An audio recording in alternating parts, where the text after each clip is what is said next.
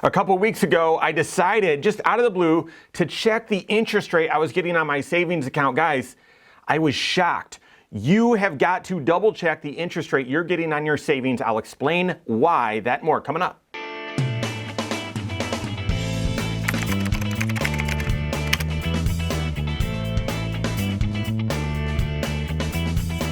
My name is Mike Bernard. I'm the host of the Wise Money Show. I'm also one of the certified financial planners right here at Korhorn Financial Group. Make sure you hit that subscribe button, turn on notifications, and smash that thumbs up button. Your action item right now, I'm going to get it out of the way. You've got to double check the interest rate that you're getting on your savings account right now. Okay, right now you need to do that. So we recommend individuals have a 3 bank account system, and that's the right operating system to manage your cash flow. And how that works, just really briefly, is your immediate spending. That's bank account number 1. That's your checking account, and where you know how much is going in every single month, direct deposit, what your income sources are, and then all of your regular monthly expenses. Okay, that can be run off of a normal monthly budget. So we've got this much coming in, we've got these normal monthly expenses. Okay, that's bucket number 1. That can be a checking account. But then bucket number 2 is delayed spending. And I actually have multiple savings accounts sort of represented in bucket number 2. Maybe you can condense it all into one, but bucket number 2 is delayed spending. And that's where you're intentionally saving money up to spend later for a specific purpose. So if bucket number 1 was all your regular monthly expenses, bucket number 2 are your non-monthly expenses, the expenses you know are coming, but they don't happen every single month. So the question is, are you going to be prepared for them or not? Most people aren't, and they will either use a credit card or they'll just sort of rob Peter to pay Paul, that sort of thing. Instead, what you want to do is, what are all of the expenses that is coming up for you? Some needs, yep, life insurance, property taxes, those sorts of things, and then some wants, vacations, a new car, those sorts of things. What are those expenses that you can foresee on the horizon? And you total all those up, divide it by 12, and start saving that amount from that checking account or from your income, saving it into that bucket number 2, this delayed spending. And then when those expenses come up, bam, you've got the money right there. You can just pull the money out and spend it, okay? So that's delayed spending. You've got small accounts there, like so Christmas or gifts or that sort of stuff. That might be a small account. You could have a large account there, new car, like I mentioned, or home improvement, maybe a down payment for a house. So you can use delayed spending for expenses that happen every single quarter, or you could use it to save up for expenses that won't happen for another couple of years. Okay, that's delayed spending. And then the 3rd bank account is your emergency fund, or gosh, right now, guys, I'm politicking to have this be the financial confidence account, because when life is so uncertain and so chaotic and so volatile in the financial markets, having a fully funded emergency fund gives you the confidence that, well, I can weather this storm. I can get through this, and if something happens, I've got some reserves to fall back on. That's typically 3 to 6 months of what your lifestyle is, maybe more, depending on how conservative you are in your overall situation. Okay, so that's the backdrop of your bank account structure, hopefully what it is. And that delayed spending, those should be savings accounts. And again, it could be small dollar amounts, but could be larger dollar amounts. If you're saving up for a vehicle or home improvements, you could have $10,000, $15,000, $20,000 represented in your delayed spending. And then your emergency fund, that should be a savings account as well, or a money market account, so that the money that goes in, hopefully you're not using, hopefully you're not facing lots of emergencies, and it's there ready at your disposal, but it's able to earn some interest. And here's the thing, guys, I'm a financial planner, so I'm aware of what's happening with interest rates, and we've talked about it a lot on the Wise Money Show and on this channel, that, well, we're seeing inflation come up, but you're not going to see interest rates move up, quickly. That was, a couple of years ago. All right, we're starting to see loan interest rates rise. Your savings account is still going to be here. And now we've talked about that over the past 6 months, since the Fed has really been aggressive at raising the Fed funds rate, you're starting to see your savings account, the interest rate in your savings account go up quite a bit. And I'm in tune with that, okay?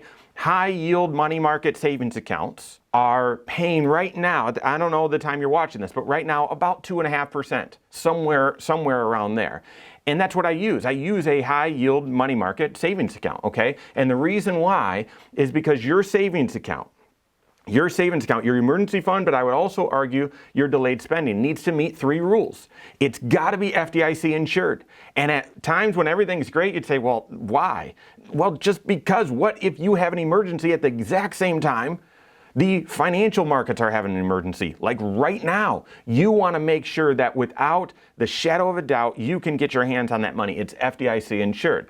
Number 2, it's got to be free. You shouldn't be paying the bank to hold on to your money. They're making money off of your money. That's how the financial system works. So it shouldn't cost you anything to hold those dollars in cash in that savings account. And then 3, it's got to be completely liquid. That's where I don't suggest the I bonds for an emergency fund or a type of fixed account where you are restricted. It's got to be liquid because you just don't know the timing of an emergency. So once you know it's FDIC insured, it's free, and it's liquid, then go out and get the best interest rate possible. And a high yield money market savings account is typically going to pay significantly higher than what your bank savings account does. All right, so let's back this up then and get back to the action item of you've got to double check your savings account interest rate.